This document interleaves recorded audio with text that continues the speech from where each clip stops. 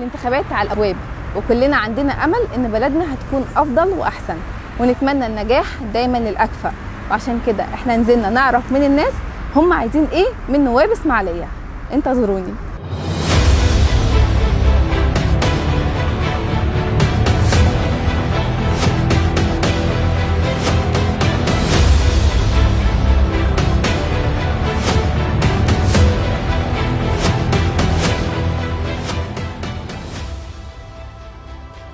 الصفات اللي شايفها لازم تكون متوفرة في مرشح مجلس النواب. يعني المفروض ينزلوا يشوفوا الشباب، يخدمني بقى في شغل، يخدمني في شقة سكنية، يخدمني في أي حاجة أطلبها منه، يخدمني في مشكلة تواجهني في مرور في حي. ما هو ده دوره، هو المفروض جاي عشان يخدمني، مش جاي يخدم نفسه. والله أنا يراعي ربنا في الشعب، والشعب بيعاني من الغلا وبيعاني من حاجات كتير، يعني إن هو يبقى جزء مننا. هو لو حاسس بالناس هيعمل كل حاجة.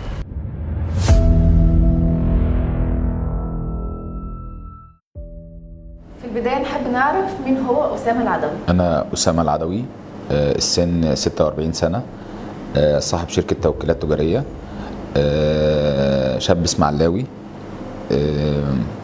متزوج وعندي 4 أولاد، عضو مجلس إدارة الغرفة التجارية دورتين متتاليتين بالانتخاب بفضل الله،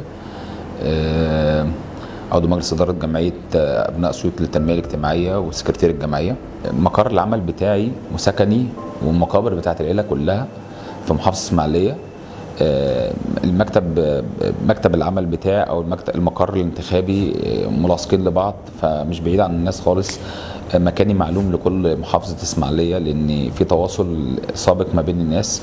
من أكتر الناس اللي يهمني مصلحة البلد، لأن كل ما أملك في حياتي موجود في البلد. لا، اشتغلت يعني احنا الأول كان عندنا محل في منشية الشهداء، بعد كده فتحت محل في نفيشة، بعد كده عملنا شركة التوكيلات التجارية دي تقريبا سنة 98، وقائم لغاية النهاردة. محل نفيشة قائم لغاية النهاردة. عندي اماكن كتيره او فروع لشركه التوكيلات التجاريه هنا في محافظه اسماعيليه، مش مكان واحد. فبفضل الله يعتبر ما فيش منطقه في محافظه اسماعيليه ما لناش حد فيها او ما تعاملناش فيها.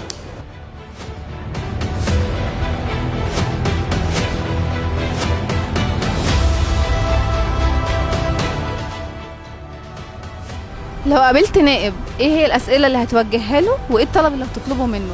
أول سؤال هسأله له، أنا هشوفك تاني بعد ما تنجح ولا لأ؟ لأن أنا مش هشوفه تاني، 4 سنين مش هشوفه.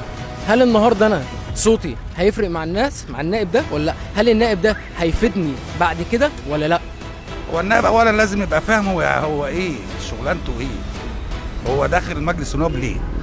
هل داخل مجلس النواب عشان حصانة شخصية ليه مثلا، ولا عشان مصالح شخصية، ولا داخل عشان خاطر يخدم الناس؟ لو عايزين بس تكافؤ فرص في عملية المعاشات مع مرتبات.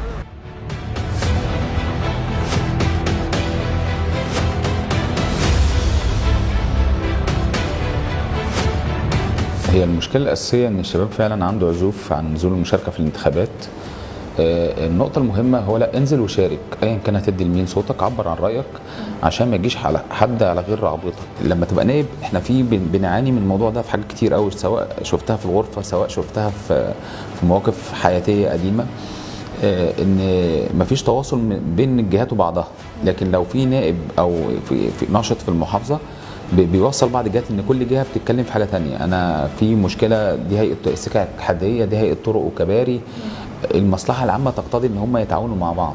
احنا ده شغال لوحده وده شغال لوحده. حته ان الواحد يكون حاسس بالناس دي بفضل الله، دي نعمه من عند ربنا سبحانه وتعالى.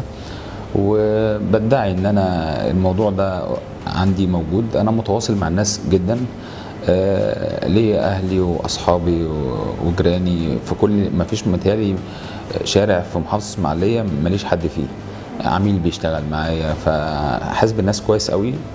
ومتهيألي انا من اكتر الناس اللي حريصه على قضاء حوائج الناس لاسباب عده. يعني ما لما يقصدني حد معرفه، في علاقه بيني وبينه في شارع معين، في حاجه معينه هقدر اقدمها، ما هي الخدمه للكل.